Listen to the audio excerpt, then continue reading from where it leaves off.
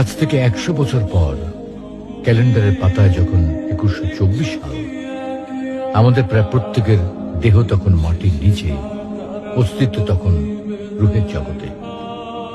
ইতিমধ্যে ফেলে যাওয়া আমাদের সেই সুন্দর বাড়িটা হয়তো পরবর্তী প্রজন্ম ভোগ করছে। পছন্দের কাপড়গুলো ব্যাকডেটেড হয়ে গেছে। শখের গাড়িটা হয়তো অন্য কেউ চালাচ্ছে, আর আমায় খুব কম জনের স্মরণে রেখেছে হয়তো কেউ ভাবেও না। হাতে তাদের সময় নেই, যাদের জন্য এত কিছু করতে করতে নিজের জীবনটাই শেষ করে দিয়েছিলাম। আচ্ছা, বাস্তবতার এই জীবনে আপনি আপনার দাদাকে কতবার স্মরণ করেন? আপনার দাদির কথা আপনি কখনো কি আপনার মনে পড়ে? পৃথিবীর বুকে আজকে এই বেঁচে থাকা, এত হইচই, এত মায়া কান্না এভাবেই চলছে। গত হওয়া অসংখ্য প্রজন্মকে টপকে আমরা এই জীবন লাভ করেছি।